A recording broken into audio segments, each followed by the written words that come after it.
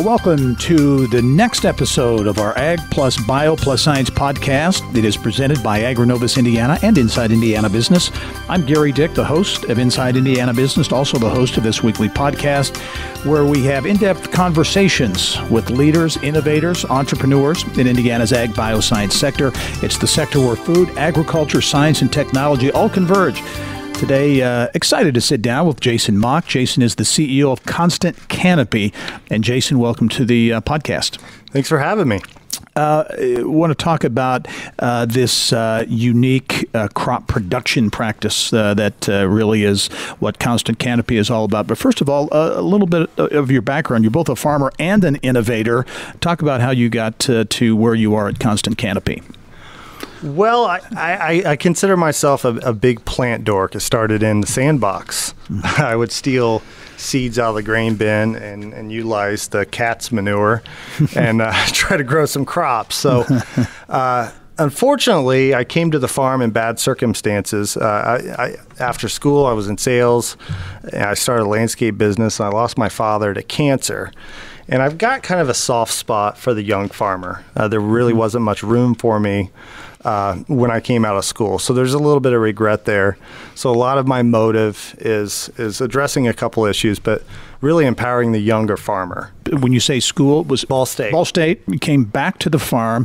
Talk about, you've got a large hog and crop operation, but really this special interest in changing traditional production practices. Talk about that. Yeah, so when I came back to the farm, I was familiar with kind of the landscape. If you talk to a landscaper or a golf course superintendent, they have to manage their property day in and day out. If they see a heat wave coming, they've got to pump the water out to it. They've got to think about managing a living thing. So it was very different to me going to the farm. We look more at costs, spreadsheets, kind of a clean slate. When is the ground going to be fit? And then what happens after that is kind of up to Mother Nature. I hear that all the time. So we really bicker about what rain we get or what rain we don't have. So I really wanted to address and try to figure out how we could build more resiliency to have more results that were more repetitive, look more at the finites. I talk about that quite a bit. The whole concept of Constant Canopy, it's a different way of production agriculture. People will look at it and they say, how does that work? How does that make sense? Well, we focus on the finites. So we look at sun capture, we look at time, we look at water utilization. So when we're in this monocrop mentality, or I call it the milkman mentality, we're always going for top yields.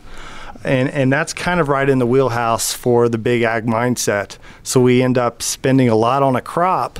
And it's not like we don't take home a big pie. We just don't get much of the piece of the pie. So I've noticed that we sell all this technology by unit price.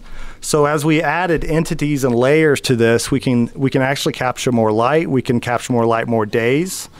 And that's where, when I share what we're doing, is intriguing to the farmers because we're focusing on profit margins instead of just flat out yield. Talk about specifically, because the proof is in the pudding. Last year, 2018, I think you had a record crop for soybeans in Indiana, right? Yeah, we had 108 bushel soybeans, and that was after we took out 32 bushels of wheat. And I talked a little bit that on your show. So we're growing wheat at a net negative cost. We have a copious amount of manure, and it takes a pretty good penny to custom drag line apply that manure. So we're putting the manure in a place and we're allowing the manure to genetically express. And I learned that from the landscape industry. The dogs used to take a dump and the grass was tall there. So I figured we can really scale this idea. So we just started laying manure with wheat and letting it grow out like a big Mufasa lion, if you will. And it would consume water in place. And I call it living pattern tile.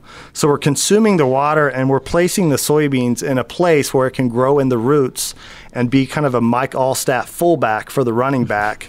And it will follow those roots. And through time, we kind of get into I can get all math dorky on you, but it's all about compound interest is how we get there. What's the impact that Constant Canopy is having on production agriculture? Do you see it making a difference? I put a lot of content online, and I just want to share with people the way that I think. And I think industry is selling time. Whether it's Uber, when you think about Uber, it's not about replacing the car. It's about getting dropped off at the door. It's about replacing fuel, about replacing insurance. It's about being safer if you're maybe a little bit had too much fun that night. And there's a lot of value in that service. If you look at Alexa, we're getting so lazy that we don't want to Google and call and wait on somebody. We can say, Alexa, give me Pizza King. That's 7 seconds instead of probably a minute 47. In relay cropping, we can let crops grow while other crops are growing and really capture their genetic expression and use less seeds and just utilize time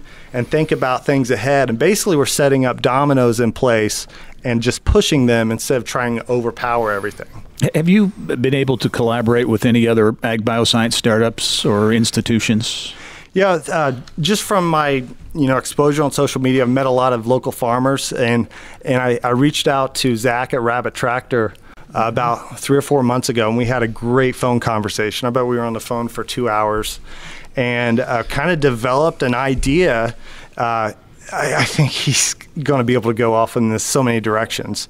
The thing we're really excited about, and it goes back to the young farmer, we're in such a capital-intensive industry, and young farmers think that they have to have millions of dollars to get started. So you think of something like Rabbit Tractor, you have a unit that costs maybe $10,000. So we can kind of come up with these agronomic algorithms where we can plug in these software. And the big kicker is it's so small.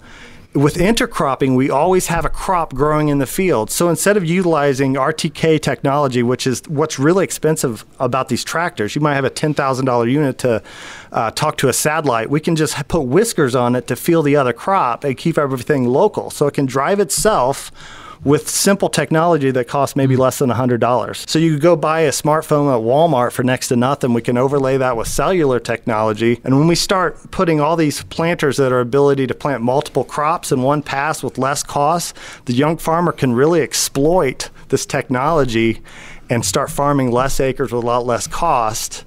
And it kind of just throws the whole industry into a tailspin. Do you see it as a way, maybe that there's technology and innovation as a way, there's so much conversation about young people not getting into farming, but this may be an avenue for that young farmer to get into farming? Exactly. And it's not just about economics, it's about excitement. When we're in this corn, beans, wheat mentality, we think a lot of it isn't into our control. So when we start kind of taking on Mother Nature somewhat and saying, okay, this system kind of hedges your risk here, and we're doing all these different things that really have not been done before, it's a great way to get excitement into maybe a kind of a bland industry. You certainly have leveraged social media channels in a great way, do a phenomenal job. Twitter, telling the company's story and really the importance of innovation in the ag biosciences. Are there ways that the state and maybe AgriNovus can further amplify that messaging to tell the ag bioscience story to a much broader audience? My advice is always get out of your comfort zone. And it just seems that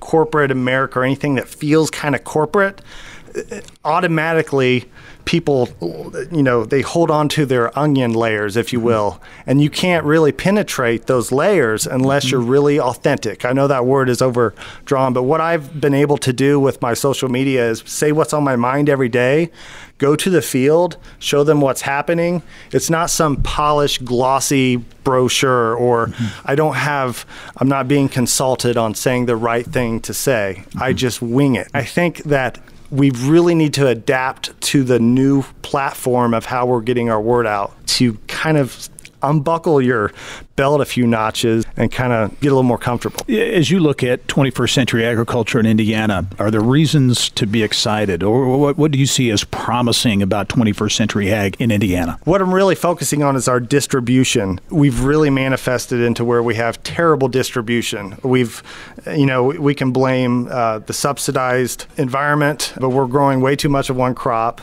Our livestock are concentrated, so we're not sharing the nutrients. If we can figure out ways to do things a lot more efficiently and plug that back in and disrupt what we're doing, we can go off in tons of directions. So I'm really excited. What's next? We're working with farmers. We have a lot of prevent plant acres in the state. It was just too wet to plant. So we have a clean slate, or a weedy slate, if you will, and we want to come and consult these farmers and show them this system. So we're working with manufacturers of equipment, and we want to demonstrate the profitability of this. We're working on a project that will be able to capture carbon through the rear side of animals and share that at scale. There's several things that I think will be really instrumental in lowering our needs for the inputs that really drive ag supply. Constant Canopy is another great example of innovation in agriculture and the Agbiosciences in Indiana. Jason Mauck is the CEO of Constant Canopy. And Jason, thanks for your insights into the Agbiosciences, and thanks for joining us on the podcast. Thank you. The Ag+Bio+Science podcast is a weekly production partnership between AgriNovus Indiana and Inside Indiana Business.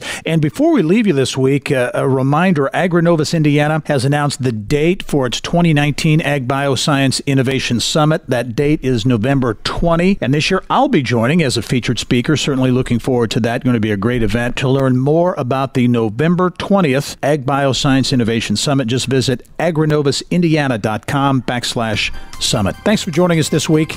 I'm Gerry Dick. We'll see you next time. This podcast is a product of Inside Indiana Business, hosted by Gerry Dick, produced by Libby Fritz and Joe Ullery, and was recorded on location at Launch Fishers. More people get Indiana business news from Inside Indiana Business than any other source.